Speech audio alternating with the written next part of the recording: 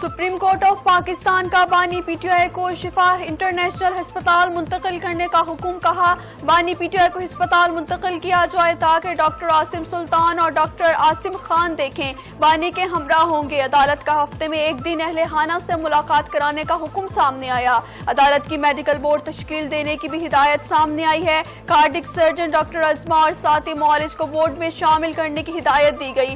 Supreme court کا بانی پی T آئی کی صحت اور ملاقاتوں کے کیسز میں مختصر حکم جاری کر دیا۔ بانی پی ٹی آئی کی شدید بے چینی، بلڈ پریشر بڑھنے کی رپورٹ عدالت میں پیش کی گئی۔ جسٹس شاہد وحید نے کہا کہ بانی پی ٹی آئی کے علاج کی رپورٹس پبلک نہ کرنے کی گارنٹی کون دے گا؟ میڈیا رپورٹ کو سیاست کے لیے بھی استعمال نہ کیا جائے۔ جسٹس نعیم افغان بولے، اس بات کی کیا گارنٹی ہے کہ ہسپتال کے باہر مجمع نہیں لگے گا؟ ہسپتال میں مریض بھی ہوتے ہیں، کوئی ڈسٹرب نہ ہو۔ تحریک انصاف یقینی بنائے گی کہ ہسپتال کے باہر جلسہ نہ ہو۔ سلمان اکرم راجہ نے کہا، ہم صحت پر سیاست نہیں کریں گے۔ آپریشن رد الفتنہ 3 کے تحت بلوچستان میں دہشت گردوں کے خلاف سیکیورٹی فورسز کی کارروائیاں۔ سیکیورٹی فورسز کے مطابق زیارت، ہرنائی اور میں انٹیلیجنس بیسڈ آپریشن، 9 سے زائد دہشت گرد ہلاک۔ زیارت اور ہرنائی کے درمیان پہاڑی علاقے میں برائے intelligence based operation, security forces نے دہشت گردوں کے ٹھکانے تباہ کر دیے، 8 دہشت گرد ہلاک ہوئے۔ سورب کے علاقے میں حاجی گوٹ میں آپریشن، 1 دہشت گرد ہلاک۔ کارروائی میں ہلاک دہشت گردوں سے ایمونیشن، دستی بم، واکی ٹاکی، موٹر سائیکل اور دیگر سامان برآمد۔ سیکیورٹی فورسز کا بلوچستان میں دہشت گردی کے خاتمے تک کارروائیاں جاری رکھنے کا عزم۔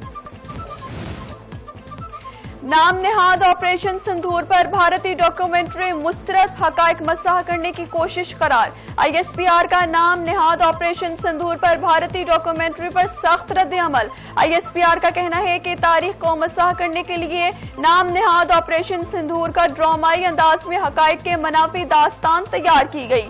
بھارتی ڈاکومنٹری حقائق کے بجائے جذباتی بیانیہ اور فلمی انداز کی عکاس ہے، جس میں بھارت کی اعلیٰ سیاسی عسکری قیادت کو شامل کیا گیا۔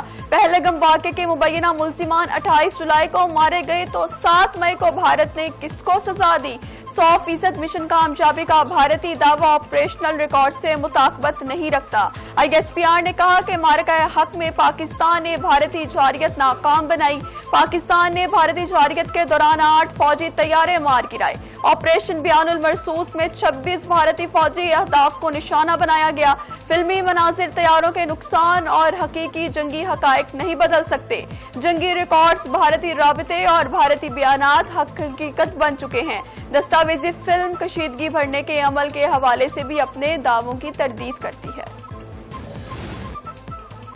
بھارتی پروپیگنڈا داخلی ناکامیوں سے توجہ ہٹانے کی کوشش قرار۔ بھارت میں گرفتاریوں کو پاکستان سے جوڑنے کے الزامات بدنیتی پر مبنی قرار۔ ترجمان دفتر خارجہ کا بھارتی وزیر داخلہ کے بے بنیاد الزامات پر سخت رد عمل۔ طاہر اندرابی نے کہا کہ پروپیگنڈا پاکستان کے خلاف بھارت کی بدنیتی پر مبنی مہم کا حصہ ہے، جس کا مقصد بھارت کو درپیش اندرونی سیکیورٹی چیلنجز سے توجہ ہٹانا ہے۔ بھارت سیاسی مفادات کے اصول کے لیے پاکستان کو مورد الزام ٹھہراتا ہے۔ بھارت بیرون ملک دہشت گردی برآمد کرنے، دہشت گردوں کی معاونت میں ملوث ہے۔ بنیاد الزامات عالمی توجہ بھارت کی تقریب سرگرمیوں سے نہیں ہٹا سکتے۔ بھارت میں مزید کہا گیا ہے کہ بھارت کے دہشت گردی میں ملوث ہونے کے شواہد متعدد بار دے چکے ہیں۔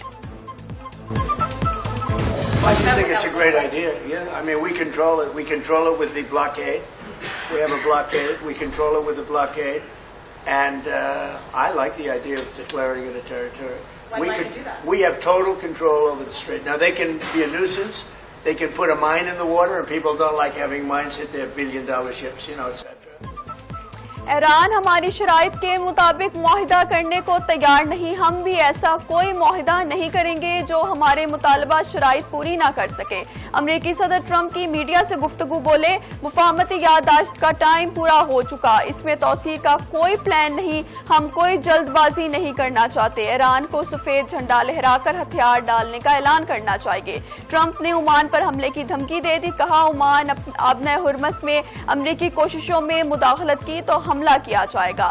امریکہ کے پاس ہتھیاروں کی کمی نہیں، وسیع ذخائر موجود ہیں۔ ٹرمپ نے مزید کہا، غصے پر اسرائیل کو فی الحال حملے نہیں کرنے چاہیے۔ حماس کو غیر مسلح کرنے کے معاملے میں مثبت پیش رفت ہو رہی ہے۔ ایران پاسداران انقلاب نے امریکی صدر کے دعووں کی تردید کر دی۔ ترجمان حسین مئی کا کہنا ہے کہ پاسداران انقلاب کے حکام اور امریکی عہدیداروں کے درمیان کوئی مذاکرات نہیں ہو رہے۔ ٹرمپ کے بیک وقت چینل رابطے کے دعوے بھی مسترد کرتے ہیں۔ یہ خیالی باتیں اور جنگ میں شکست مایوسی کا نتیجہ ہیں۔ ان کا کہنا تھا کہ ایجنسی کے مطابق ایران امریکہ کو مفاہمتی یادداشت پر مکمل عمل درآمد کے لیے چند ہفتوں کی ڈیڈ لائن دینے کا فیصلہ کر لیا۔ رائٹرز سے گفتگو میں سینئر ایرانی عہدیدار نے کہا ایران امریکہ بحری ناکہ بندی کو غیر معینہ مدت تک جاری رہنے کا انتظار نہیں کرے گا۔ ہماری دفاعی پالیسی مکمل جارحانہ پالیسی میں تبدیل ہو چکی۔ سفارتکاری ناکام ہوئی تو آبنائے ہرمز اور خطے میں کشیدگی بڑھے گی۔ ترک صدر رجب طیب اردوان کا امریکی صدر ڈونلڈ ٹرمپ سے ٹیلی فونک رابطہ، دونوں طرفہ تعلقات اور عالمی علاقائی صورتحال پر تبادلہ خیال۔ ترک صدر نے پاکستان، ترکیہ اور سعودی عرب کے درمیان مشترکہ دفاعی معاہدے کو علاقائی استحکام کا ضامن قرار دے دیا۔ رجب طیب اردوان کا ایران امریکہ کشیدگی میں سفارتکاری سے بھرپور فائدہ اٹھانے پر زور، کہا ترکیہ ایران امریکہ کشیدگی کی سفارتی حل کی کوششوں کی حمایت جاری رکھے گا۔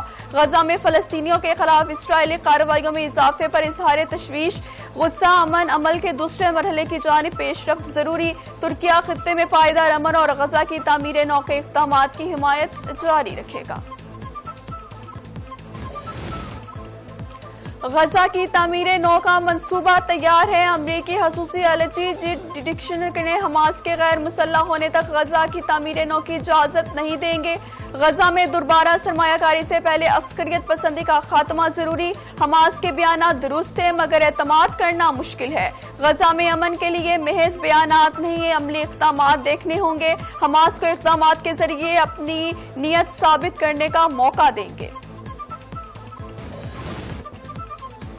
عراق کے صوبے سلیمانیہ میں ایندھن کے ڈپو میں خوفناک آتش زدگی، متعدد آئل ٹینکر آگ کی زد میں آ گئے۔ آگ لگنے سے پورا شہر روشن ہو گیا۔ نیوز ایجنسی کے مطابق ڈپو میں پیٹرول سے بھرے 34 ٹینک موجود۔ امدادی ٹیمیں آگ پر قابو پانے میں مصروف۔ حکام نے شہریوں کو علاقوں سے دور رہنے کی ہدایت کر دی۔ آگ لگنے کی وجہ تاحال سامنے نہیں آ سکی۔ امریکی ریاست میں گیس تنصیب پر آتش زدگی، اضطراحی صورتحال۔ نافذ پائپ لائن کی تنصیب پر آسمانی بجلی گرنے سے آگ بھڑکنے سے 2 ٹینک متاثر، قریبی کاروباری مراکز، رہائشی علاقوں کو خالی کرا لیا گیا۔ امریکہ ایران کشیدگی میں اضافہ، عالمی منڈی میں خام تیل پھر مہنگا ہو گیا۔ امریکی خام تیل 3.08% بڑھ کر $84.94 فروخت ہونے لگا۔ برطانوی خام تیل کی قیمت 2.90 جبکہ 91.090 بیرل ہو گئی۔ وزیر اعظم شہباز شریف کی سرکاری ڈیجیٹل خدمات کو شہریوں کے لیے آسان، مؤثر، جدید بنانے کی ہدایت۔ تمام وفاقی وزارتوں میں ای آفس کے استعمال پر اطمینان کا اظہار۔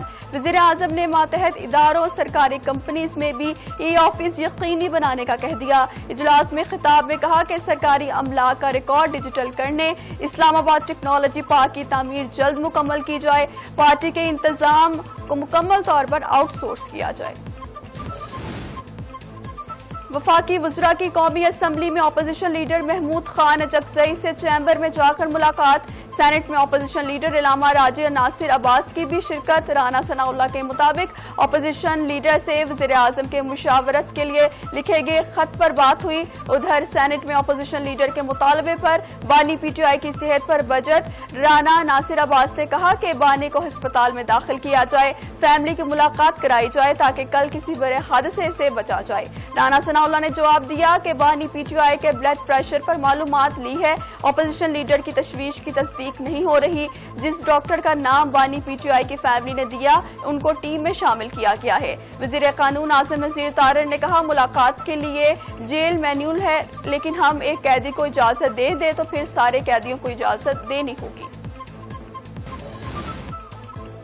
بانی پی ٹی آئی کی صحت پر سیاست نہیں ہونی چاہیے، انہیں فوری طور پر ہسپتال شفٹ کیا جائے، ذاتی معالجین اور فیملی کی نگرانی میں مکمل علاج کیا جائے۔ مرکزی صدر P T I Chaudhry Pervaiz Elahi کی میڈیا سے گفتگو، مزید بولے ہماری سوچ ہمیشہ سے مثبت رہی، ایسے حالات ہونے چاہیے جس میں سب کو برابری کا موقع ملے تاکہ ملک کے حالات میں بہتری آئے۔ پرویز الہی کی بیرسٹر گوہر کی رہائش کا آمد، بیرسٹر گوہر سے ان کی والدہ کی وفات پر اظہار تعزیت، چودھری پرویز الہی نے مرحومہ کے اصالہ و ثواب کے لیے فاتحہ خوانی کی۔ کیا ملک میں نئے انتظامی یونٹس ہونے چاہیے؟ قومی سطح پر مباحثے کا انعقاد، مقررین نے نئے صوبے کو ملک کی ضرورت قرار دے دیا، کہا وسائل کی نچلی سطح پر تقسیم کے لیے انتظامی اصلاحات ناگزیر ہیں، آبادی کے لحاظ سے نئے انتظامی یونٹس ہونے چاہیے۔ وفاقی وزیر مصطفیٰ کمال کا کہنا تھا کہ ہر صوبے کا وزیر اعلیٰ آئین کی الگ تشریح کر رہا ہے، سیاسی اور ایڈمنسٹریٹر تبدیلی کے لیے نئے صوبے بنانے چاہیے۔ فواد چودھری نے کہا نئے صوبے بنانے بغیر لوکل گورنمنٹ نہیں چل سکتی۔ بیرسٹر سیف بولے نئے صوبے بنانا سیاسی ایشو ہے، صوبائی حکومتیں کبھی نہیں چاہتی کہ اختیارات منتقل ہوں، اتفاق رائے کے لیے قومی کمیشن بنانا چاہیے۔ اسد عمر نے کہا صوبے ضروری بنانے چاہیے تاکہ عوامی مسائل عوامی لیول پر حل کیے جا سکیں۔ قمر زمان قائرہ بولے کہ اگر نظام یا قانون میں خرابی ہے تو اسے ٹھیک کرنا چاہیے، نئے صوبے بھی بنے اور نظام ٹھیک نہ ہو تو کوئی فائدہ نہیں ہوگا۔ ندیم افضل چند نے کہا کہ گفتگو ایوان کے اندر ہونی چاہیے۔ سلمان اکرم راجہ نے بولے کہ پنجاب 12 کروڑ کا صوبہ ہے، اگر پنجاب کے تینوں صوبے بھی بن جائیں تو پھر بھی کم ہوگا۔ پیٹرولیم لیوی کے خلاف جماعت اسلامی کا دھرنا تیسرے روز میں داخل، لاہور میں وزیر اعلیٰ ہاؤس، کراچی، پشاور، کوئٹہ میں گورنر ہاؤسز کے باہر احتجاج۔ لاہور میں دھرنے کے شرکاء سے خطاب میں حافظ نعیم الرحمان بولے ہمارا دھرنا کسی کی ذات کے لیے نہیں، 25 کروڑ عوام کے لیے ہے۔ پیٹرول کی قیمت 226 روپے ہونے تک دھرنا جاری رہے گا، ہم لڑتے رہیں گے اور جدوجہد کرتے رہیں گے، جتنا مرضی تجربے کر لیں اب یہ نظام نہیں چل سکتا۔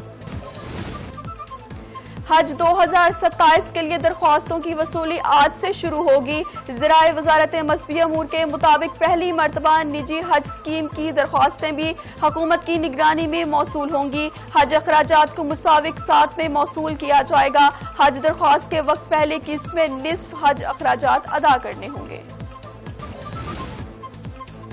میر رضا کیس میں قبر کشائی کے بعد لیے گئے سیمپلز کی رپورٹ میں سنسنی خیز انکشافات۔ میر رضا کے دونوں ہاتھوں پر جی ایس آر کے شواہد پائے گئے۔ میر رضا کے کمر اور سینے پر بھی جی ایس آر کے شواہد ملے، کمر پر جی ایس آر زیادہ اور سینے پر کم ملے، جو تصدیق ہے کہ میر رضا کو گولی کمر کی جانب سے لگی۔ کوئی شخص دونوں ہاتھوں سے اپنی کمر پر گولی نہیں چلا سکتا۔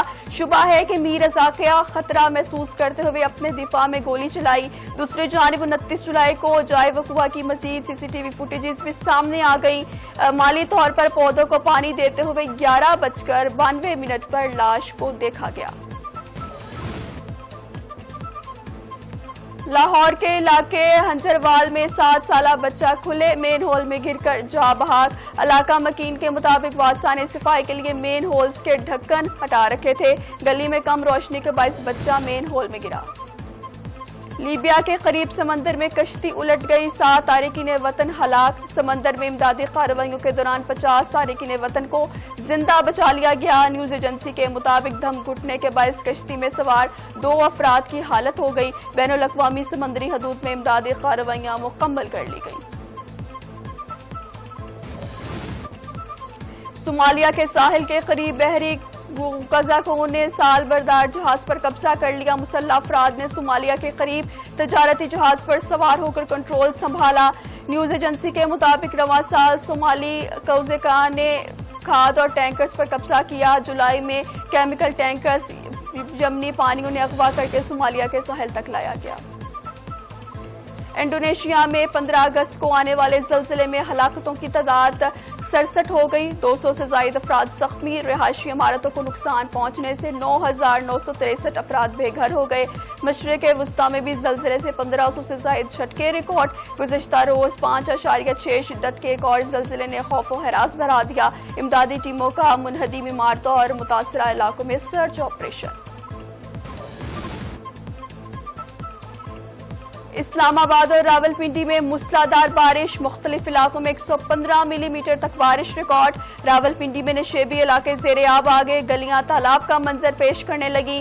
نالا لئی میں پانی کی سطح بلند، کٹاریاں کے مقام پر 10 اور گوال منڈی کے مقام پر 8 فٹ تک پانی پہنچ گیا۔ ہاکی ورلڈ کپ میں پاکستان اور ویلز کا میچ 3-3 گول سے برابر، دونوں ٹیموں کو 1-1 پوائنٹ مل گیا۔ قومی ٹیم کے اگلے مرحلے تک رسائی مزید مشکل ہو گئی۔ پاکستان کا روایتی حریف بھارت سے ٹاکرا کل ہوگا۔ ایک اور میچ میں انگلینڈ کے بھارتی ٹیم کو 4-2 سے شکست دے دی۔ تیسرے میچ میں ملیشیا اور فرانس کا میچ 3-3 گول سے برابر۔ International world Olympic martial art کے ورلڈ کپ میں کم عمر ترین پاکستانی فائٹر چھا گیا۔ 11 سالہ کھلاڑی اورنگزیب نے پہلا اپنا میچ نام کر لیا۔ اورنگزیب نے جنوبی افریقہ کے خلاف 12 سالہ کھلاڑی کو روبن کو شکست دے دی۔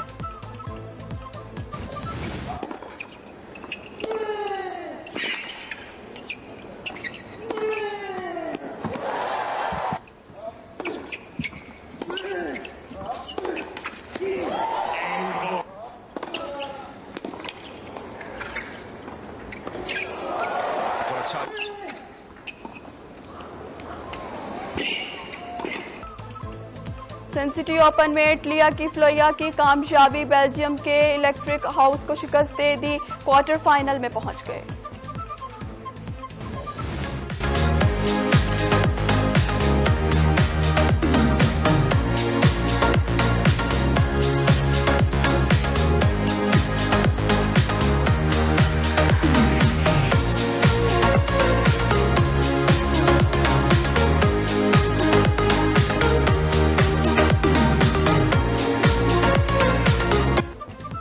کینیڈا کے شہر ٹورنٹو میں کوریا ٹاؤن اسٹریٹ فیسٹیول، ہزاروں افراد کی شرکت، جدید کورین پرفارمنس اور مختلف کھانوں کے سٹالز شرکاء کی توجہ کا مرکز۔